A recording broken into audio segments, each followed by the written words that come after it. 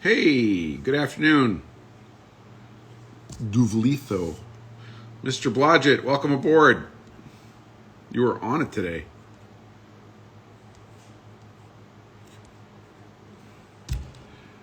T. Sanchez Morales. There's no L in there. We'll call you T. Mr. T. Welcome aboard. Adam. Adam the Machinist, the one, the only. Happy Sunday. What a beautiful Sunday it is here, too. It's sunny and warming up a little bit. On board, baby. Thank you.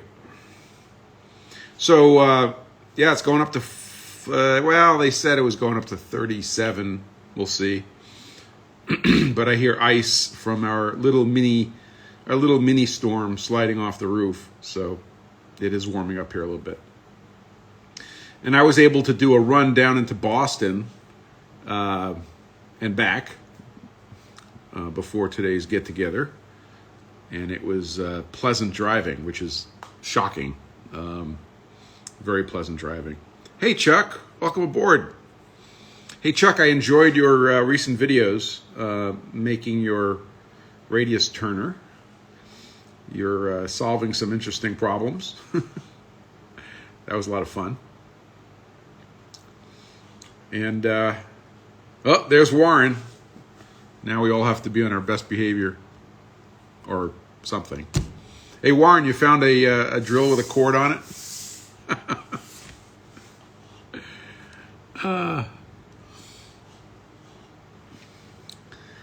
Hey, Chuck, you think our mutual friend who just moved to the Great North has internet service up there?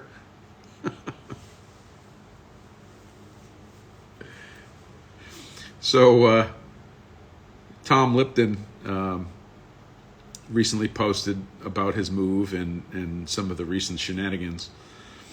And I said that, yeah, I said to Tom that according to quantum theory, now he always knows where his tools are. They're in the other shop. So, you know, that'll go on for a little while anyway. Well, welcome aboard. Happy Sunday. What's going on around here? I started a project. No, I shouldn't say that. I continued a project. Yeah. Well, we'll find out. I haven't asked him if he has any decent internet delivery at that location. We'll find out. So around here, I started going down the list. I was getting things done, and one of the things that I really need to get done is getting my bandsaw back on the air. So my bandsaw used to sit right here next to the grinder, but when we got the new Okamoto grinder, it was wider, and the bandsaw had to go. So the bandsaw is now off in the corner. We'll take a walk in a little bit. I'll show you.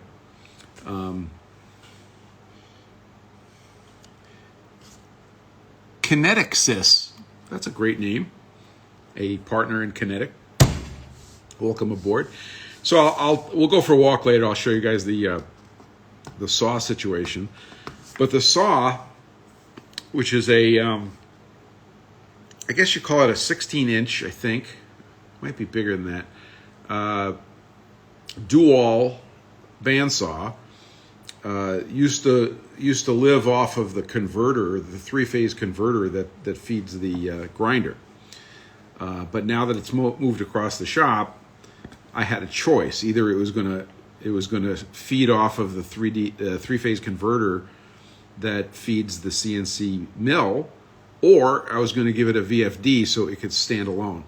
And I decided to go the VFD route. So that's been a while.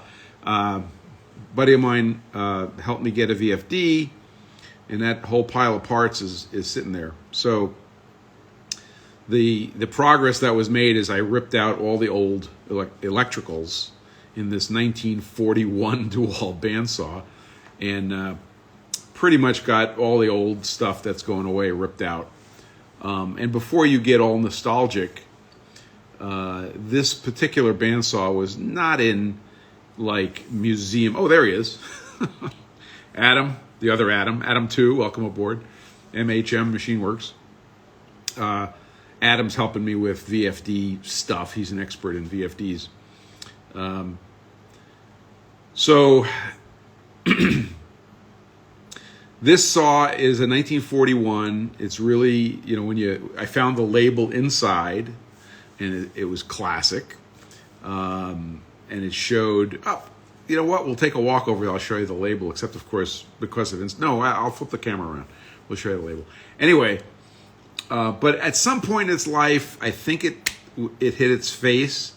It landed on its face, and the calculator, the famous dual calculator, got smashed up, and the cast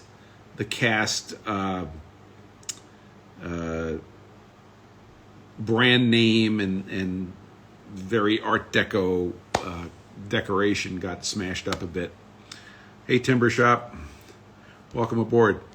So it's not a pristine museum quality dual bandsaw from 1941. It's a working bandsaw with about 27 coats of paint on it, probably from the Navy.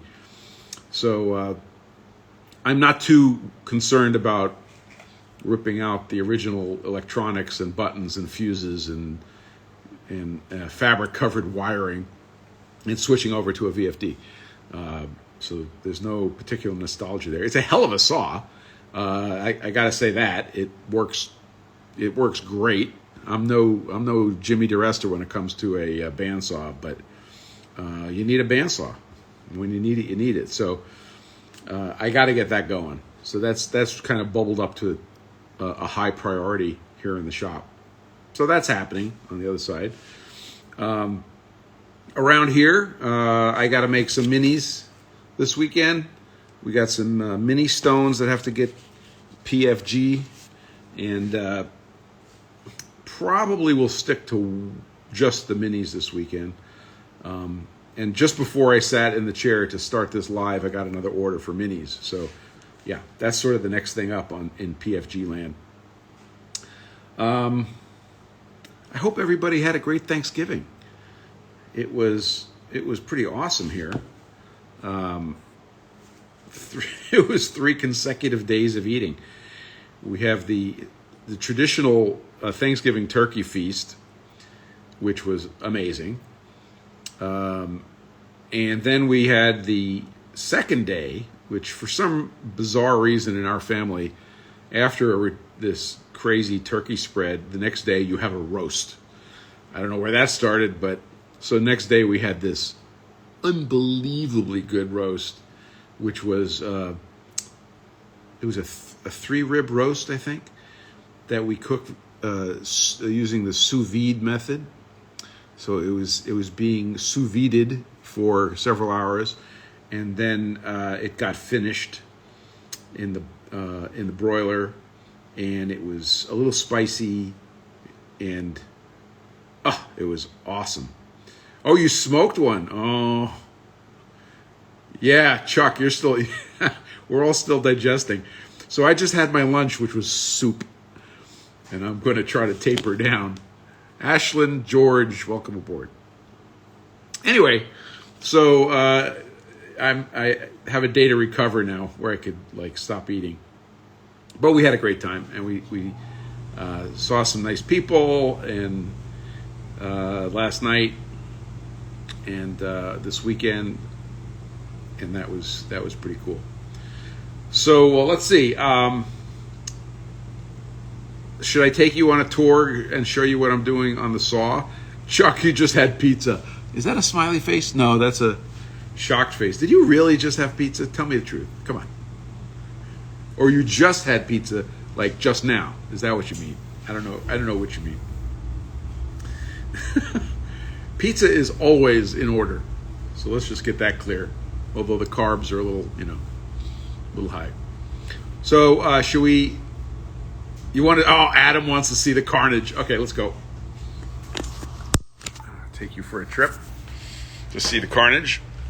We're in Grinderville right now, and we're walking across the shop to the opposite corner, actually, for Sawville. So here, let me turn you around. And here we are. Look at that baby. 1941. It's turned around backwards so we can work on the electronics down here.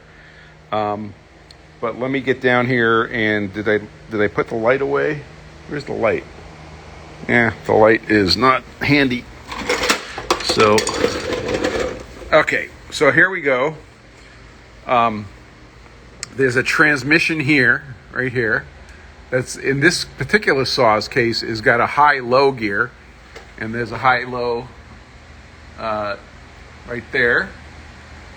Okay, and that feeds this rod goes into that transmission. This guy is getting fed by the deservedly famous adjustable transmission. This is two shivs. Pizza is default. You're awesome. Oh, Chuck, you're just digesting your pizza now. Cool. So this is the I got to get some light on this because this is such a magnificent creation. And I think I put my DeWalt light away. Yeah, okay. So this guy here, yeah, I know it's just a baby, Warren. Believe me, I lust after the 36-inch. So this is the guy that's the continuous speed control. So the center part here, this guy moves back and forth as you adjust the speed so that one side gets apparently larger. It looks like an apparently larger pulley, and the other side looks like an apparently smaller pulley. And this is your variable transmission, which is just genius. And you can see here, this threaded portion is run by that handle right there, and that controls where the center part goes. And then there's some lube action here for that. And then from here it goes down to the motor, and off the motor you'll see it drives a air compressor. There's a little air compressor with a filter, and that gives you some air to blow off chips up at the blade. And the other thing in this chain that's really cool, hey guys, welcome aboard. Machinist Brett and Moultrie Maid, welcome. That's the tachometer, and there's a cable which is now disconnected that goes up to essentially a speedometer, and the speedometer rides off of that pulley, and that has to get repaired. So the speedometer is getting repaired. Haven't gotten around to it. It's in a box. But the blade welder, for example, is not being repaired. That's going to stay out. And let's see, there was a hydraulic tank here, and that was used for the drive. There was a hydraulic drive that you'd wrap a chain around your work, and it had a piston, and it would pull your chain, pull the chain, pull the work through the blade. The indications on this saw are that it was removed. It was disabled, not removed. It was disabled intentionally. There was a foot pedal that was covered up. There's some things that were covered up. So at some point in the life of this saw, it had the hydraulic system, and that was removed. I have the tank and the hydraulic pump. It's in my shed, but that's not going back in. But the thing I wanted to share with you is this magnificent motor. And this is a General Electric, and this is obviously a 3-phase motor. I'm looking for the horsepower rating. Yeah, 3/4. There it is, 3/4 horsepower, and it is just gorgeous. Look at this. It's a work of art. So this motor runs great. Nothing wrong with it. We flushed it out. It has a plug over here and a lube here, so we cleaned that out. It's got fresh lube in it, and it just keeps running. So what's the current configuration? We're going to keep the motor. Okay, the wires to the motor are disconnected and ready to go. And if you look at the wires, let's see if I can get these wires here. Yeah, there you go. Fabric covered, like you mean it. So right here, there was some electrical box, and there was a switch, and some real old stuff, which you saw me pull out. In fact, if I slide over here, here's the fuse block. Remember, this is circa 1938 based on the labels I found. And here's some of the fuses. Check this out. These were 6-amp fuses. And I posted this on Instagram. You guys might have seen this was inside the reset button, or the overload button. And this was that was the face of the switch. Now, there's a neat nameplate right here. See the nameplate right here? So I may do a little project and try to uncover that nameplate a little bit. But anyway, that's what came out of here. And what's going in here is a VFD, which has its faceplate removed right now. Let me get the faceplate. There we go. So it's an Emerson VFD. And this guy is, I think, my nominal plan is to put this guy right here, which is off the back. The back is quite thick. This thing's going to come off. I'm just going to take this off. And it's actually going to, the back comes up here. So it's actually going to extend past this face. So where is it? It's over here. There it is. That monstrosity, okay, will extend beyond the VFD and go down here. So under here, we'll have some sort of a box to pick up the electricals, to do the on-off switch, and do all that stuff underneath. And that's the plan. And the VFD is only going to be used for conversion. First, let me say welcome to AM Metals. Jay Cordisprat, welcome aboard. Mr. Najafi, welcome. Hey, Chuck, take care, man. Thanks for checking in. We'll talk soon.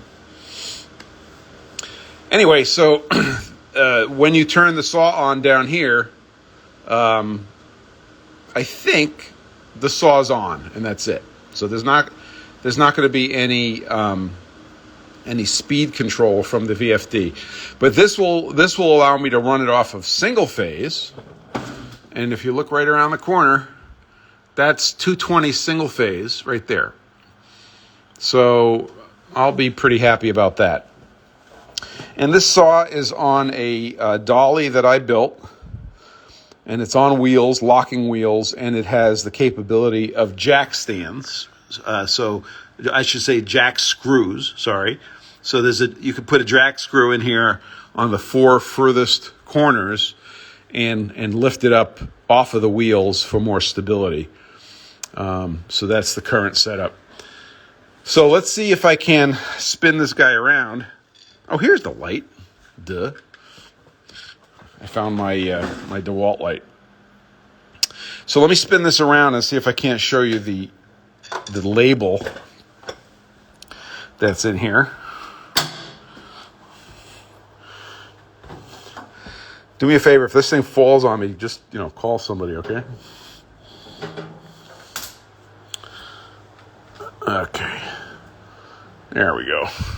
So here you can see that the face got a little smashed. I have the bits and pieces from the calculator. You can see that the nice cast adornments were damaged. And it has, a light. This light's going away. But this is the blow off hose, and that is driven by that compressor inside. So let's take a look at this label from 1941.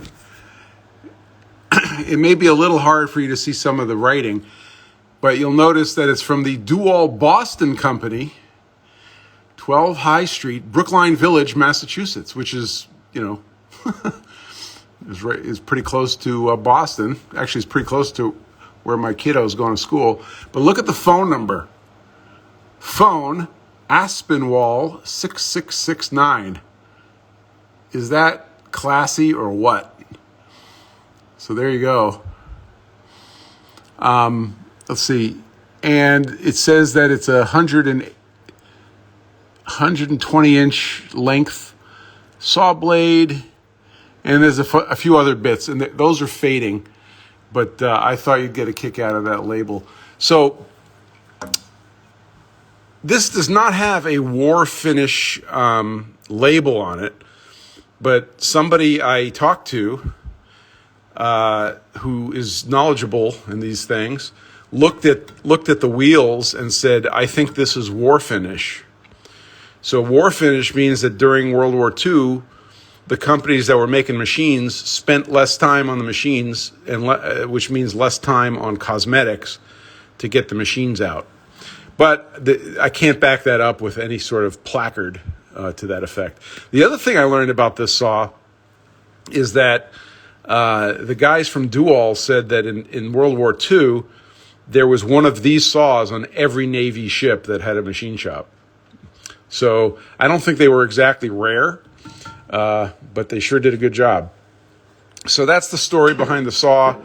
I know it's not quite as exciting as the grinder, but it is a necessary member of the shop. So this hole here is where the blade welder goes. The blade welder I have, it's in the shed. And then this is where the tachometer goes. The tachometer is a project. I want to get that restored. But the blade welder, I don't think that's going to happen. So that's the saw. That's the Dual saw. And I just need it. So I've got to get this guy talking to that outlet through that VFD, and that's got to happen sooner rather than later. So, smash. There we go. So that's the Dual saw. And I'm going to make my way back to Grinderland here. Oh yeah, and then I posted about this. There's my DeWalt, the little bandsaw, grabbed in the vise because I had to cut a few things, and I put a tie wrap on the trigger. So if I put the battery on it,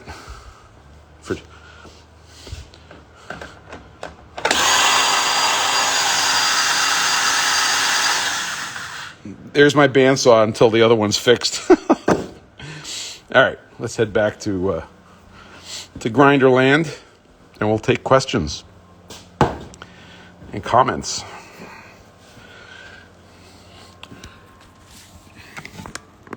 All right. So, what's the topics for today? Anybody have any questions or complaints? Any discoveries of a quantum nature? What are you guys working on?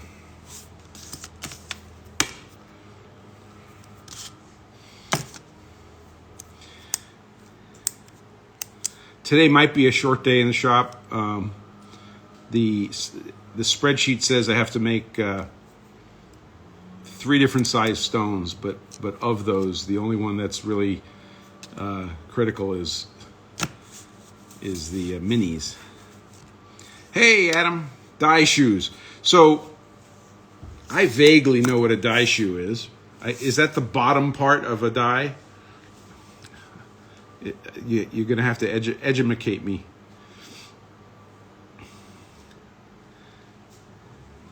So Adam, for those of you who don't know, Adam is a magnificent grinder, hand, and tool designer. The bottom and the top are both called shoes, he says. Okay, cool. And Adam was the guy I made the little round 2-inch diameter round stones for that are now known as the roundels, and they're available on the PFG store.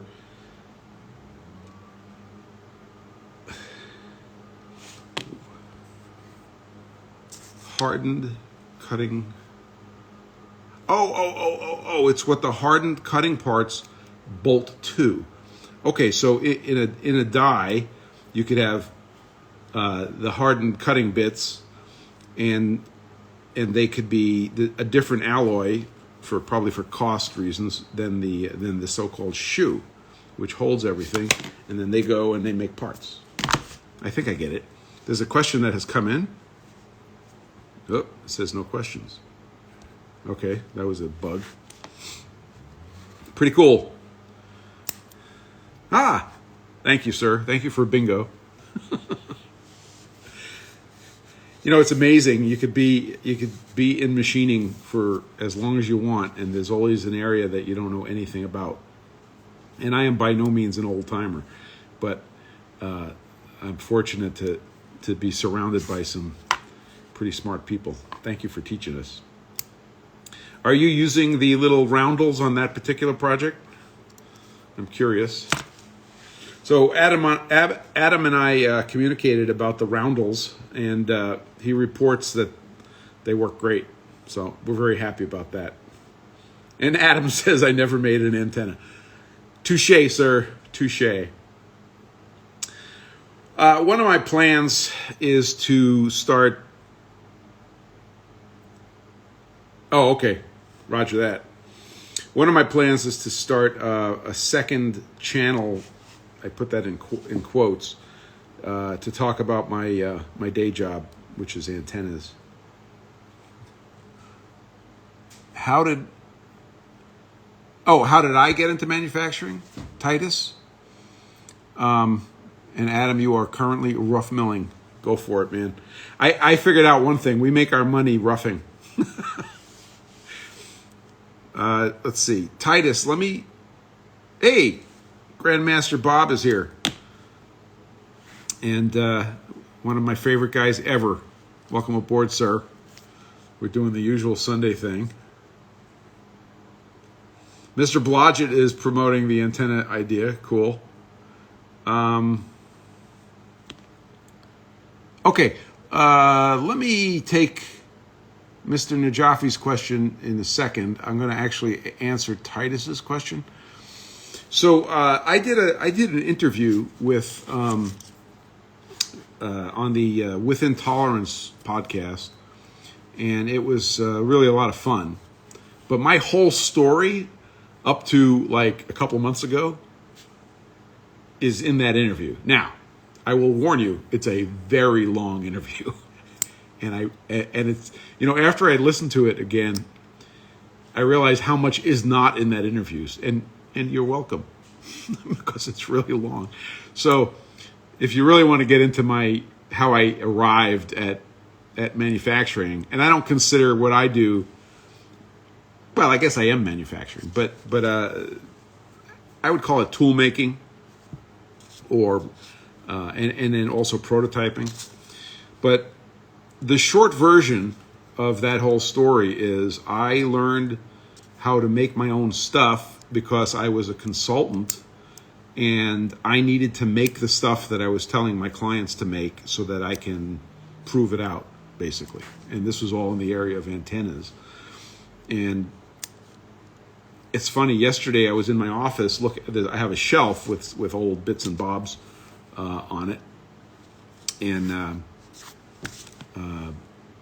there is one of the first prototypes, conceptual prototypes for an antenna design, and that was done on a Sherline mill.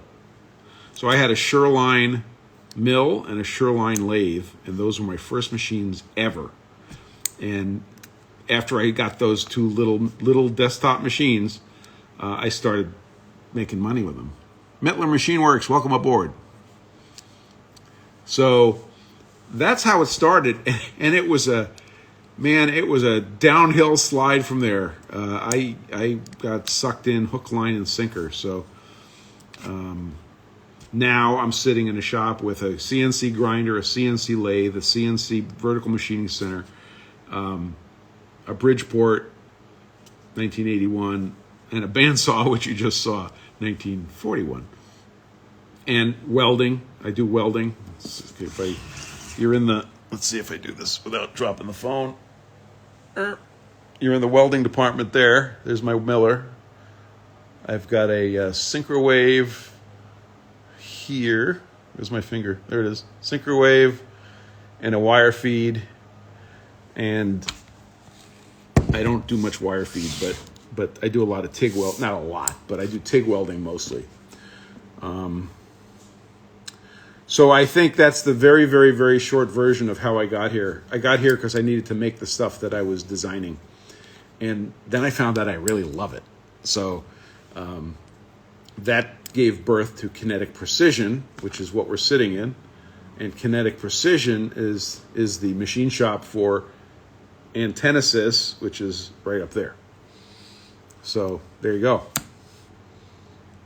Yeah, so I told that whole story on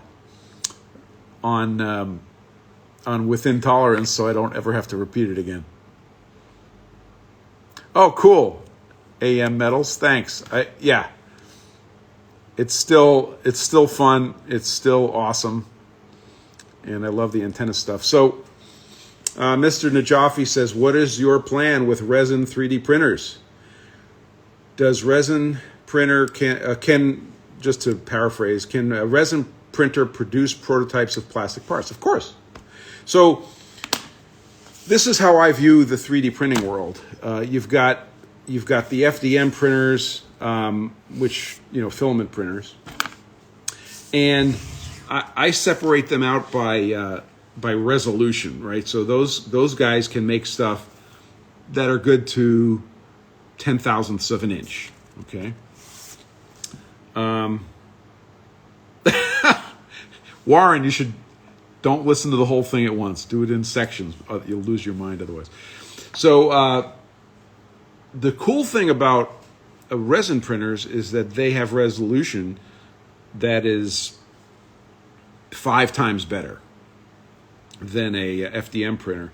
So they could do some very fine detail work. AMX Tactical, welcome. Yeah, and AM Metal says he's got a Mars Pro 2 resin printer. It's awesome. So I've had some thoughts about things we can do with resin printers, but for example, one of the most important things for me, I wouldn't, Mr. T, I wouldn't go that far.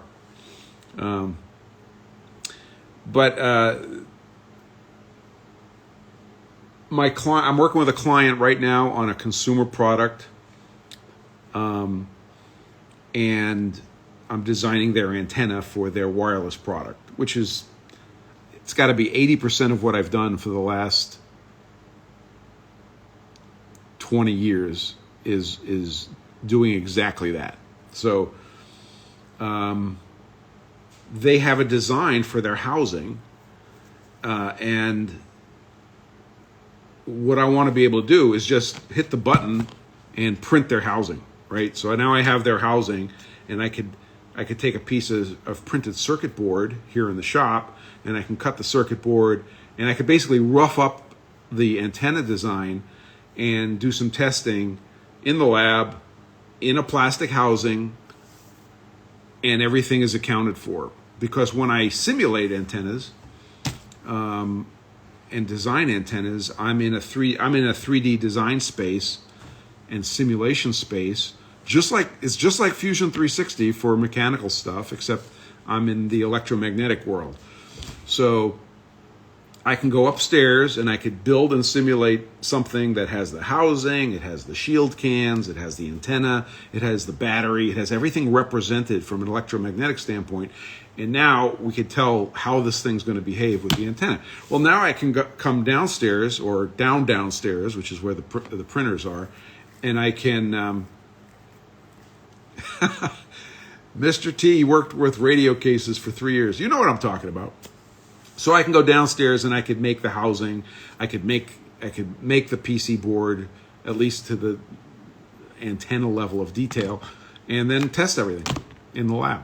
So that's the first order of business for the resin printer. That's the first thing it's got to do. Now, toward that end, I asked Formlabs to print me some bricks of resin, of 2 different types of resin, and then in my lab, I measured the dielectric properties of the resin. And lo and behold, it's very similar to the dielectric properties of injection moldable plastics, typical injection molded plastics like ABS and polycarbonate or PCABS, which is an alloy, right? So I can, from an electromagnetic point of view, I can count on the influence of the case, even though it's made out of a resin printed plastic, is going to be extremely similar to an injection molded plastic, and I can go about my business. It's close enough for my purposes. So that's job one for resin printers. Job two is my kids are really excited. my one kid wants to do miniatures, and the other kid wants to make resin molds and do some molding stuff, which I won't get into because that's for another day. So, Mr. T, you're working on 5G stuff. That's pretty cool. We were just talking about 5G stuff this morning. So, Mr. Najafi, I think I answered your question in ridiculous detail. Really, you made some of your own resins, Mr. T. That's amazing.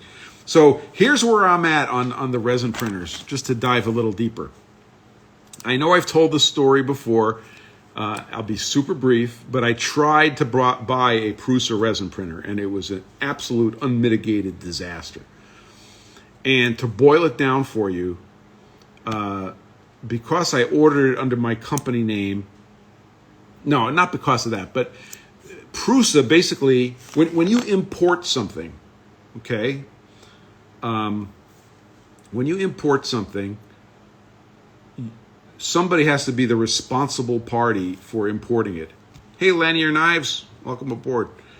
So I didn't know anything. I go to the Prusa site, I place an order for the resin printer, I hit go, and it's like, oh, this is going to be delayed months. Okay, so it's delayed months. So I'll shorten the story for you. It finally gets shipped, and trying to get the thing out of customs was a disaster because they didn't prepare me for being an importer of chemicals.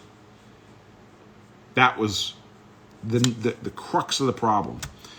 And they were of absolutely zero help in educating me on what needed to get done.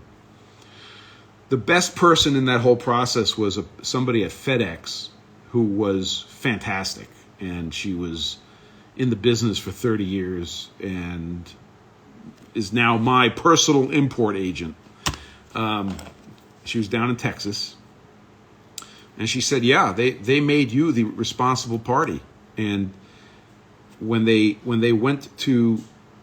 FedEx went to clear me for that import, I didn't know what I was doing and filled out the form wrong, filled out again right. And then FedEx says to me that customs says that my EIN number for my company was not clearing. Well, it wasn't clearing for reasons which I won't even get into. This happens a lot, she tells me. So we eventually did fill out all the forms. This was way after I canceled the printer. But we filled out the forms and got that all cleared up. But that all could have been cleared up from the beginning. But Prusa had their head stuck firmly up their ass as far as their customer service was concerned, and it was just a disaster. So finally, I refused the shipment. Prusa refused to. They refunded my money, but they wouldn't refund the shipping. So I basically told them, and this is Italian, by the way, so I'm not sure how this translates. That's what I told them. So as far as I'm concerned, I love my Prusa FDM printers, but their resin printers, they can keep them. So then I they did the best thing ever for me because it made me start getting smarter. Hey, Fabian. And I discovered Formlabs. And Formlabs, by the way, is manufactured 40 minutes from here. Not even 40 minutes, 30 minutes from here. And I shouldn't say manufacturing, the company headquarters and warehousing and everything. So I went on a visit to Formlabs, and I was so impressed with Formlabs and the technology. It's fantastic technology. And I said, I'm in. So I did place an order. I don't know if I said this publicly until now, but I have ordered a Formlabs printer. So I have a Form 3 coming. In fact, it might be here next week, and I'll share some of it here on the live. But I'm very excited about it, and I'm very excited about working with the Formlabs guys, and they're top shelf. They're great guys. Now, that printer is costing me double what a Prusa printer would have cost. Fine, because you get what you pay for. And the deeper I got into the technology of how the Formlabs Form 3 works, the more impressed I was with the technology. So I'm very excited about it. That was supposed to be a short answer, but it wasn't. So resin printer inbound. We should have it next week. And it all depends on how much time I have to get up to speed, and then I'll share what I learned. But I'm pretty excited about it. And the 3D, the FDM printers are still cranking here. It's not either or. I've got 3 Prusa Mark IIIs, which I love. And Prusa, by the way, just came out with a new, big, very interesting printer, which I won't spend any time on here, but it looks cool. But resin printers, forget it. Formlabs, great company, says Mr. T. Yeah. Okay, so you bought chemicals from Aldrich, and you formulated your own resins. You made your first dip meter in 2014. These are my people. Cool. Well, welcome aboard. Now you know where I'm coming from. Mr. Najafi, I will be happy to provide feedback. As you may have discerned, I am not shy about sharing my opinion. So when that becomes available, I will be happy to share my opinion. And I have heard competing. No, let me scratch that. I've heard some awesome news about the Form 2. Dylan from Within Tolerance podcast, Proteum Machining. Follow Proteum Machining on Instagram. Dylan has or worked with a Form 2 in the company that I guess he just left, and he said it was flawless. They'd put a file in, hit the button, get a perfect printout, and move on. So the 3 seems to be in that category. The Ender printer with a conveyor base seems pretty cool, says AM Metals. Yeah, I don't know much about it, but it sounds pretty neat. I've been following the YouTube channels for 3D Printing Nerd. Yeah, and that sounds interesting. But all the trays for PFG Stones are made on Prusa Mark IIIs now. I used to have 2 kinds of printers. I sold one, and I bought 2 more Prusa Mark IIIs. And by the way, even though I owned 3 Prusa Mark IIIs, Prusa couldn't care. It treated me as if I was some stranger off the street. Anyway, so yeah, all of my trays are made FDM. That will continue. Super useful to have in the shop, an FDM printer, and later I'll respond to you about the resin printer. So that's the story. Resin printing at Kinetic Precision is happening. Cool. Let's see. Did I get all the questions? I think I hit all the questions. Darvishi, welcome aboard. Hi, guy. All right. So, more questions. We're doing good here. We're 44 minutes in. Questions, topics, comments, snide remarks.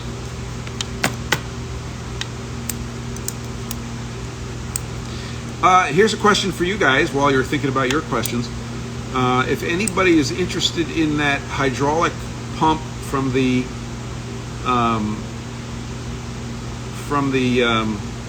dual saw and the associated tank,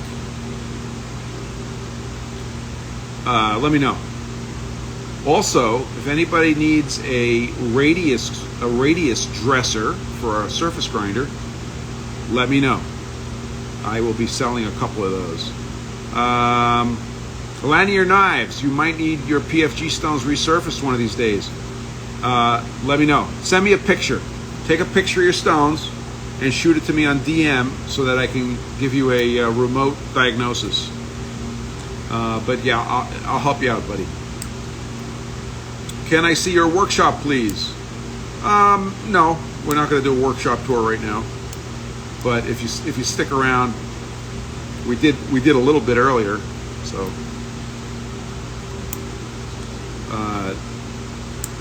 a workshop tour is a whole different animal. So maybe one day I'll do a workshop tour, but today is not that day. But good question, and I have it. I'll write it down right now.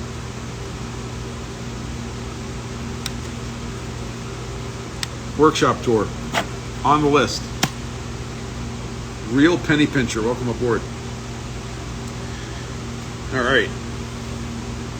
So let's see. Adam's working on some die shoes. I'm either going to be working on grinding stones or cleaning up the shop. Probably grinding stones. And what are you guys working on today?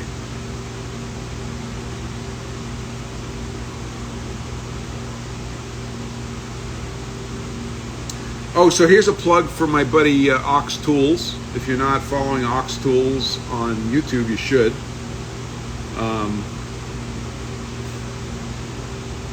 And buy a T-shirt. Go to the Ox Tools has a. If you look in his YouTube. Lanier is going to play disc golf. Good on you. Go get some exercise. Sounds like fun. I have another buddy down in Connecticut who is seriously into that. But go buy one of Ox Tools T-shirts. It'll support his channel and his move. He just moved 100 miles, and at the moment he owns 2 shops, which is really hard. So there you go. Oh yeah, so Warren's working on automobiles. Man, howdy. That's I feel your pain. I saw your picture this morning, Warren, pumping out the heating system. Okay, Amir, you got to help me here. What's my idea about Siemens machine? You're gonna have to help me. That's not translating. I'll be happy to attempt to answer your question, but let's get a better translation going.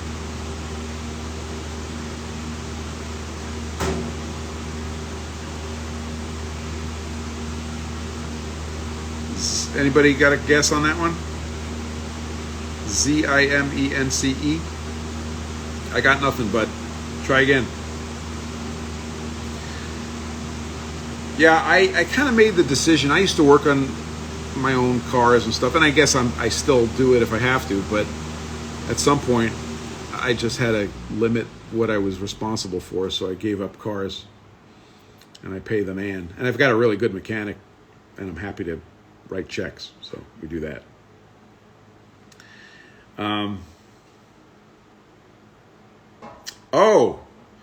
So I don't have any knowledge of that brand. It sounds like that's a German machine brand. Does anybody know what Siemens is? Zimence? Siemens? Oh, Siemens.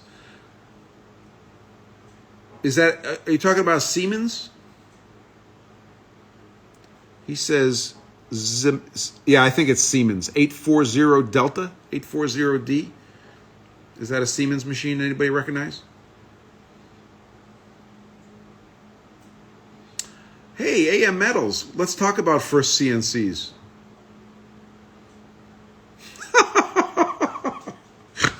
Lanyard Knife says Siemens is a coffee maker, no? Yeah, I don't think that's what he means. So, Siemens controls. Okay. I do not have any knowledge of Siemens controls, but I believe Adam the machinist owns a Siemens control.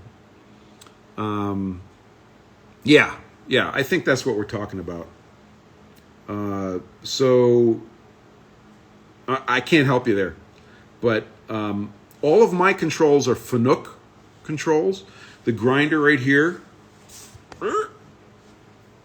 that's a Fanuc control. And my vertical machining center. Adam says 828 Delta. He likes it. So Adam is running a Siemens 828D, and he is digging it.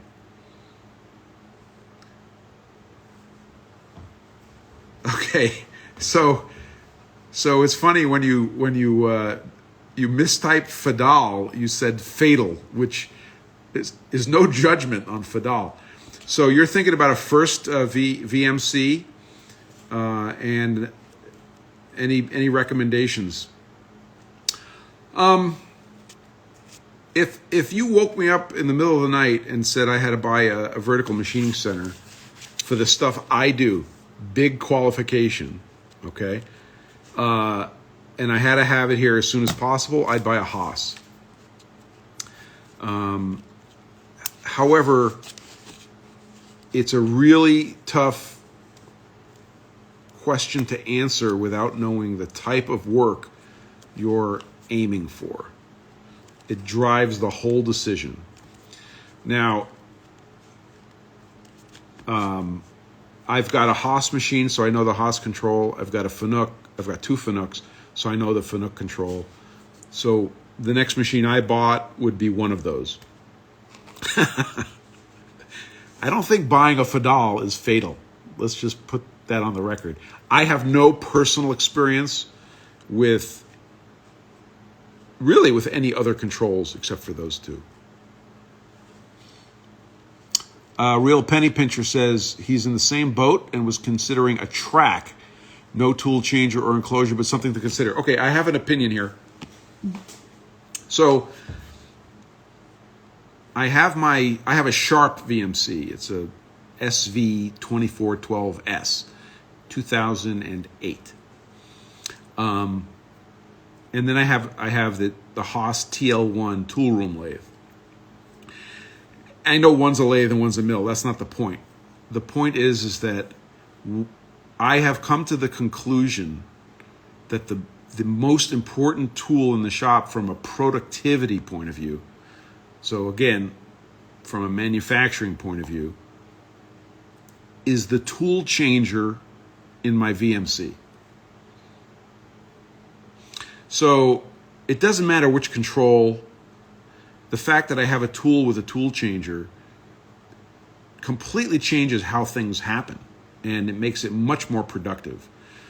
So I looked at track machines, a track lathe.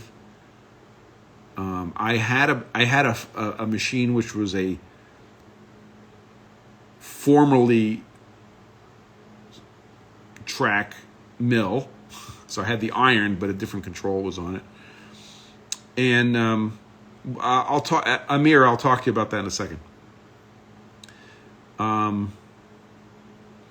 I got to tell you, I'm very happy with the decisions I've made. And every time I get into a situation where I'm making something that could be made on the lathe, I end up making it in the mill because I have a tool changer. So I could hit the green button, walk away, and come back, and op 1 is finished. And then maybe I flip it to op 2 and hit the green button again. So use caution when you say, I'm going to get something without a tool changer. The lathe is awesome, and I've done some wonderful things, and I've made money. That lathe has paid for itself. Paid for, okay? And it's made money for me. But you have to be there. And maybe you might have a 5-minute cycle where you could walk away, but it's a very short cycle. So if you're in production, the tool changer is your moneymaker. So don't give it up. AM Metal says 90% chance you'll get a used Haas. Wondering how old of a machine you can get before the control can't handle 3D toolpaths. I don't know how to answer that. That's a good question. So I am not the one that can answer that one. Amir says, sorry, do you have grinding machine? What kind of machine? I say this with respect. You must be new around here. I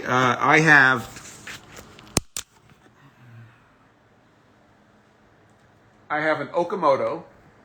That's an ACC 818NC. So this is a 8x18 CNC grinder. That is my grinding machine, and all of the grinding work I do is on that machine. So that's the answer to that question.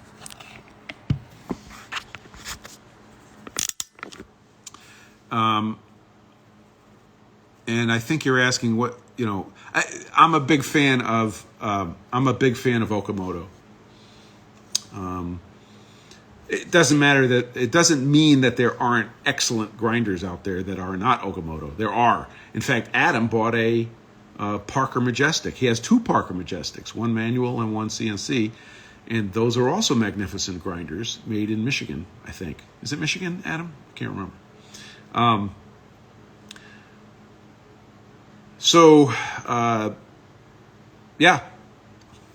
love Okamotos, but I'm not so sold on a brand that I wave the flag and say it's the only thing to buy. Oh, they're in Pittsburgh now. Okay, so Parker Majestic is in Pittsburgh. Amir, you said which company is build?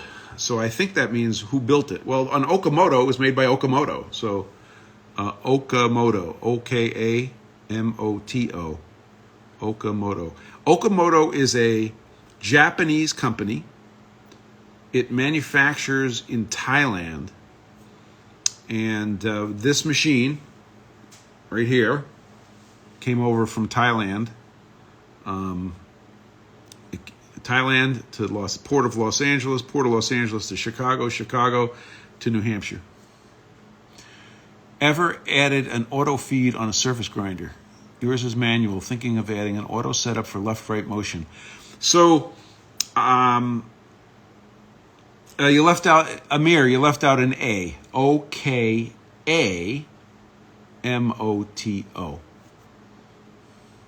Or as the Browns fans say, Pricksburg. I'm not. It's no football here. This is a family channel. The short answer to your question is I have never added an auto feed. My previous grinder was purchased specifically because I had some functions, and then finally I bought this one. So as you get more and more dependent on grinding, like I was. Going CNC was absolutely worth it. Jetgo Tool, welcome aboard. You're a little late to the party, but there's some hors d'oeuvres in the back. Help yourself.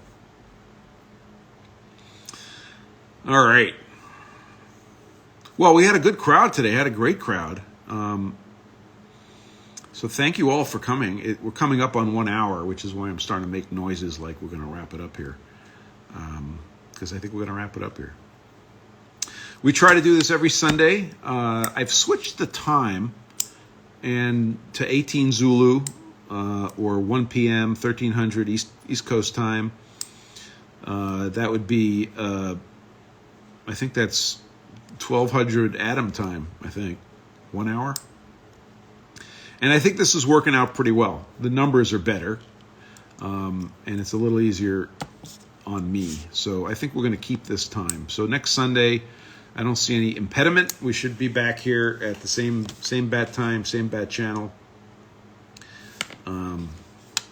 Maybe we'll get some Californians now. If we Chuck checked in, and he's in California. Real Penny Pincher, thank you. You enjoy the rest of your weekend too. It's 2:00. See, Mr. Latex, welcome aboard. Lalex, L1.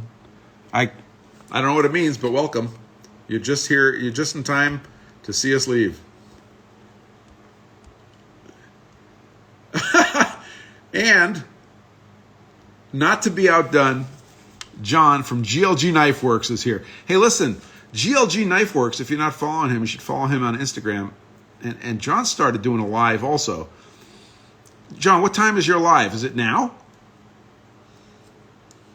Take care, land your knives. Later, Gator. Warren. Anyway, John, if you're running a live, I will tune in. I'll keep an eye out for you. Had to hop in and say hi. Thanks, buddy. It's nice to hear from you long distance. You're like 24 time zones away. Okay, everyone. Have a great day. Have a great Sunday. Go have some fun in the shop. And make something. Make your customers happy, too. All right, guys. Take care. Ciao, ciao.